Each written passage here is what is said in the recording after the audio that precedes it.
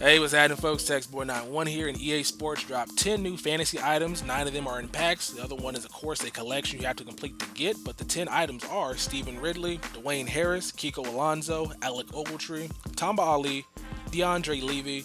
We have Justin Blackmon, my man Cameron Newton. We got Star of the Week in Tim Jennings. We also got DirecTV Star of the Week in Vernon Davis. So I'm going to go ahead and look in the auction house for these cards to let you see what they're working with. All right, this is Dwayne Harris. He had a really big week against the Redskins special teams. That coordinator will be getting fired sometime soon for letting up 222 yards to one person with one touchdown. So that is a really amazing feat for him. Really good speed, good agility, probably has great elusiveness, and it makes sense for him to have bad catching and receiving stats just because the Cowboys don't really use him out there as a receiver. You'll see him out there occasionally catching some screens and catching some quick passes like they do with Cole Beasley, but this guy is pretty much a special teams monster. And right now I use Reggie Bush. Reggie Bush is going for about 1,000 coins, so obviously Reggie Bush would be a better value for you and then at a return man, but I feel like this card might be good. I can't really compare to anybody else other than Devin Hester just because they both return kicks, and I guess if you guys want a subpar wide receiver that's fast, Dwayne Harris might be for you with that speed, but if you want a good kick returner and you don't want to spend 6,000 coins, Reggie Bush is also good. Devin Hester is pretty cheap as well. A lot of variety at that spot. Also, I believe T.Y. Hilton's going for 6,000 coins as well, and you guys can see he has 95 speed, 95 agility, and he has good catching stats. So if you guys need a receiver that can return kicks, Hilton can do it for you as well, but he's not going to be probably high rated at that position, so keep that in mind. But I do like Dwayne Harris, and he had a really good game, and you know he's happy. You know he's about to be partying down there in Dallas, be like, I got all these yards, and all the broads are going to be all on him. But T.Y. Hilton would be a better pickup for anybody looking for a return man for the price. That's the same similar price, but Dwayne Harris, respect, man, respect. You out there doing something crazy. All right, this is the Stephen Ridley item. I was kind of shocked for him to have a card this week. He had a pretty solid game for the Patriots, 96 rushing yards, 2 touchdowns. I'm like, maybe LaShawn McCoy might get a card just because he had a big game. But then I realized that he already has a limited edition card along with having a BCA item, so he's probably not going to get another card for a while. So Stephen Ridley was the second best back, I believe, on Sunday to have a good game. So it makes sense for him to get a card this week.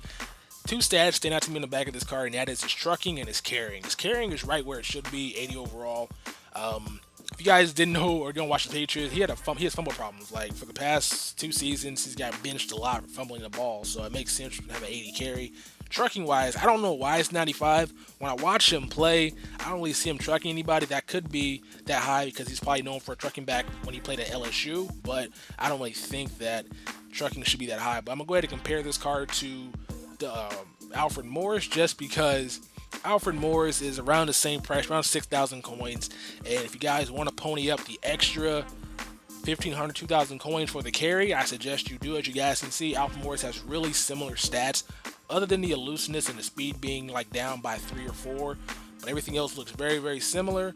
And he will give you the sense of security you need without him fumbling the ball. So Alfred Morris would be the back to go with if you guys need a running back. But if you're a Patriot fan out there, you want Stephen Ridley, I would just say if you get this card, make sure you run out of bounds because you're gonna fumble the ball a lot. Like I can see this guy running with it and just keep fumbling it. So if you get this card, be sure to always go down before you get hit. All right, here's DeAndre Levy, and I actually do like this card. He had a pretty big game against the Cleveland Browns. There's 2 reasons why I might buy this card, and one of them is because he caught 2 interceptions, as you guys can see, against the Cleveland Browns, and that probably means that his catching is going to be really, really high on this card. Right now, I don't know what his catcher rating is. If you guys know, leave a comment below what his catching stats are.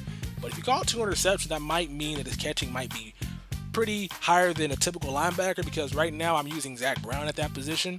And Zach Brown, I swear he'd be dropping everything thrown to him. So if a linebacker has good hands, that is a nice card to have because I use my linebackers. If I get the ball with my linebackers, I'm happy with it. But another reason why I like this card is because it's consistent. As you guys can see the back of the card stats, everything reflects an 87 overall card. Usually when you see a 87 overall card, anything higher than any other rating of the card, look at the stats in the back of it, nothing reflects that card's stats.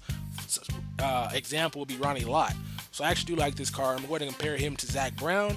And pretty much it's a pick'em game. Zach Brown's going for 5,000 coins. Levy's going for 5,000 coins as well. So it depends on who you guys want to have more.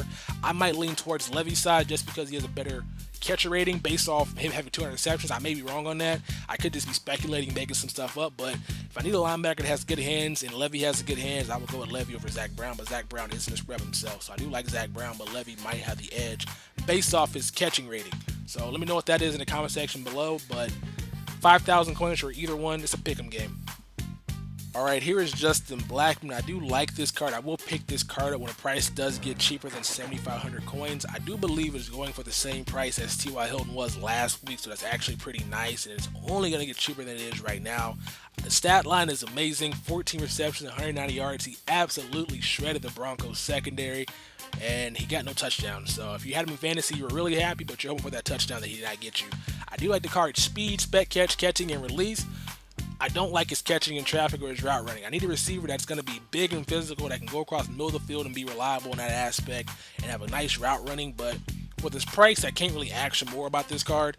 For right around 7,000 coins, you get a nice number 1, number 2 receiver for your team, especially if you're building on a budget without trying to break the bank buying a Denarius Thomas or Larry Fitzgerald or anybody like that. So it's actually a pretty nice price. I'm going to go ahead and compare it with T.Y. Hilton for you guys. So you guys can see the stats compared to a nice shifty wide receiver to a big physical one in Justin Blackmon.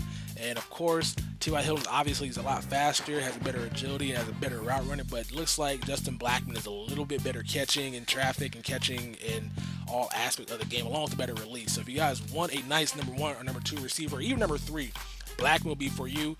But really, like I said with the last one, it's kind of a pick 'em because they're going for the same price. If you guys want a faster, shorter receiver, Hilton's your guy. If you guys want a bigger physical receiver, Justin Blackmon is for you.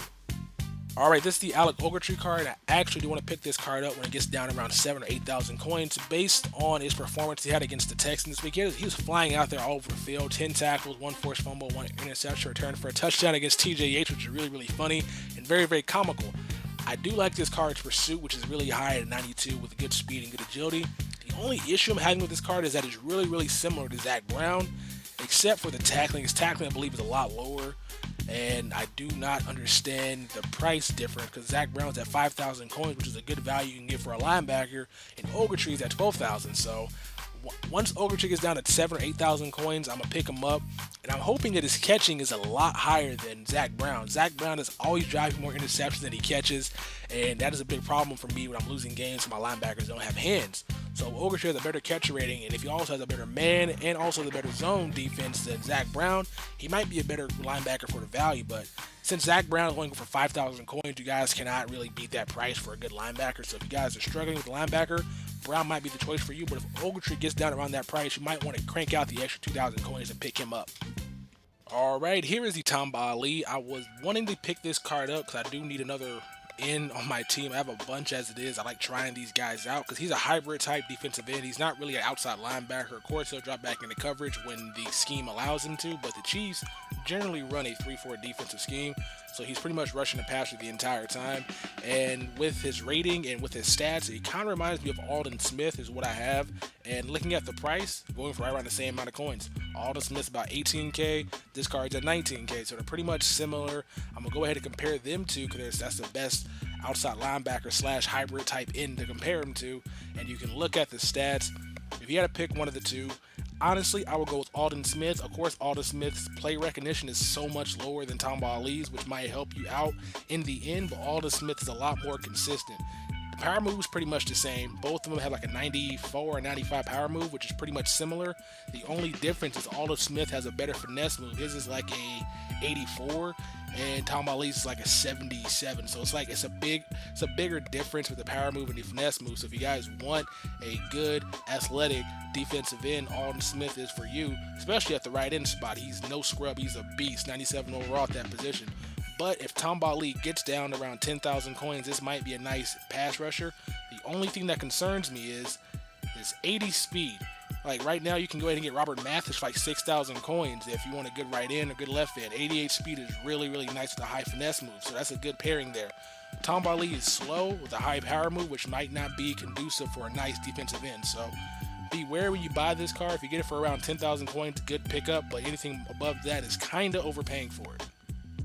Alright, now we're on to one of the most deserving cards for this fantasy item, Kiko Alonso. Honestly, he could have had one a couple weeks ago when he picked off Joe Flacco 2 or 3 times a big game. But this week, 22 tackles. That's crazy. He was out there flying all over the field, tackling everybody on the Bengals. He's doing a one-man job with 11 people at the field. He's doing amazing. So I'm liking he gets a card. Looking at his stats is pretty cool. I ended up picking one up early for $15K, and I sold it for $30. So I made a couple profit off of it. But I looked at some of its key depth chart stats that stood out to me. And the only thing that I was really noticing about it, it had an 81 zone. And when I compared it to Luke Kuechly's zone was in 70, so he's a really good zone coverage linebacker. Man coverage, middle of the road, 71. Same thing with his catching, 72 catching, I believe, so it's not that great. He does have some hit power with the 84, but it's not the best.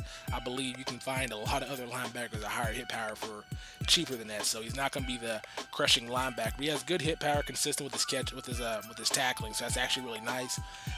But is going for 30,000 coins. Yeah, that's kind of high. I'm going to compare him to Kuechly like I always do. And you can just look at the stats yourself and see. I'm let you guys look at it and marinate on your thoughts. See, like, who would you rather have if you had 15K to spend or you had 30K to spend? Who would you buy? Like, honestly, Kuechly's 15K, Alonso is 30K. Obviously, you buy Luke Kuechly, especially because he's a little bit more consistent. Now, everybody doesn't like Kuechly because his man coverage and his zone coverage isn't that high, but I use my linebackers anyway, so this is why I like this card. And have you guys noticed that every other linebacker that has dropped besides Kuechly has been an 8 overall for the most part, except for a couple ones early? But Alonso, 89 overall. You got the Daryl Washington, you got Sean Lee, you got the guy from the Vikings. I honestly think that they're going to be dropping a next-gen Luke Kuechly, so I'm happy about that. So you guys stay tuned to that. You heard it here first. Next-gen Luke Kuechly will be coming out soon, just because it makes sense then. Like, they wouldn't make an 89 overall fantasy Kuechly, then make a 87 overall elite. So I think it's going to be a next-gen Luke Kuechly coming out, so be prepared for that. But looking at these stats, obviously you go Luke Kuechly for 15,000 coins.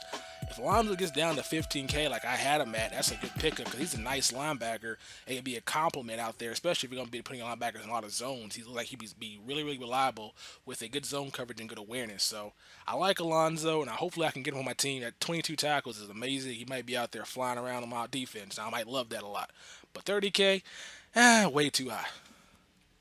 Now we are on to my man Cameron Newton, and I'm kind of mad about this card just because they really had to go ahead and screw us, or screw me with people. Not even mad at this, people that want to go ahead and screw people who want to buy this card. Like 200K, are you bleeping kidding me? Like, honestly, like, I know this card has good speed, it has good stats, but 200K, those are just the people who are trying to price fix this card. Hopefully it comes down to right around maybe 50K.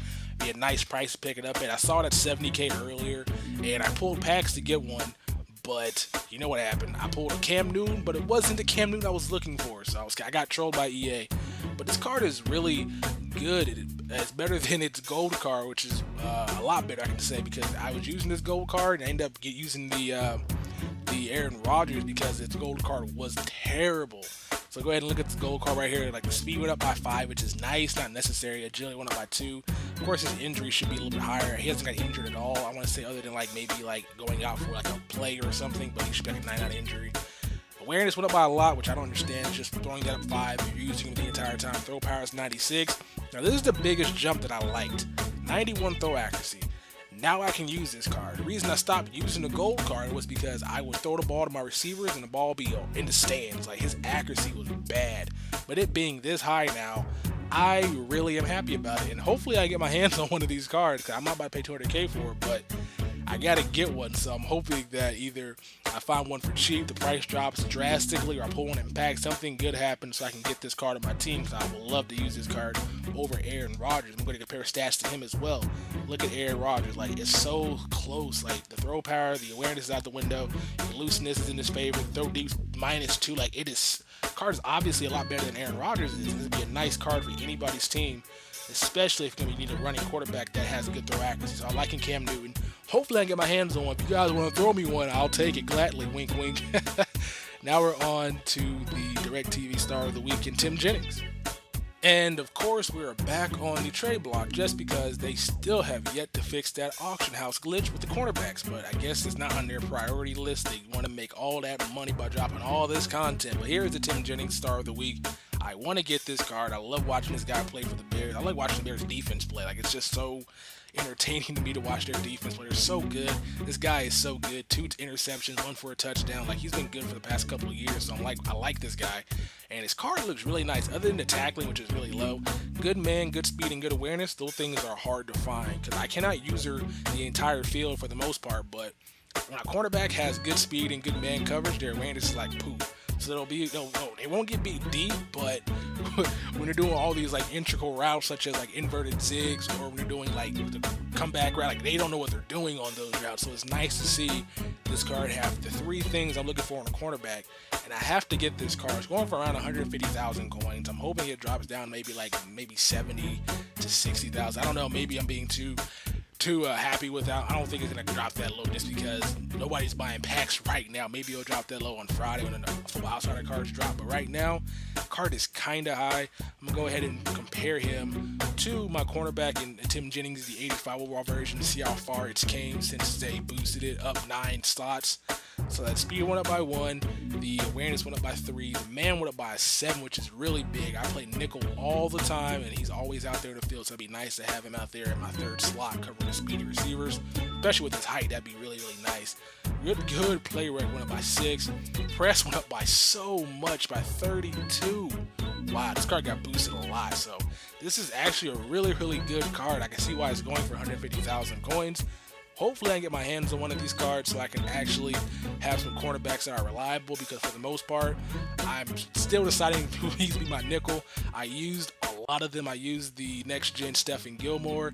I used the next-gen, or not the next-gen, I used the Patrick Peterson. He was really, really nice, but I just felt like his awareness was just really, really, really bad, and that cost me some plays. His speed was great, though, and I also used, I want to say, the Darius Butler just came out with, who was okay for a little bit, but he wasn't what I was looking for. So hopefully Tim Jennings can be that card. I do like it, but 150, like I said, is super duper duper high, and I honestly wouldn't recommend anybody pay that much for a cornerback. You can go ahead and buy the legendary Ronnie Lott or Rod Woodson for that price and just throw them at cornerback and see how they'll do fine there. So you don't have to spend that. If you're going to spend that coin like that, go buy the legend. That'd be a lot better in the long run than buying this card right now. But I do want it, though.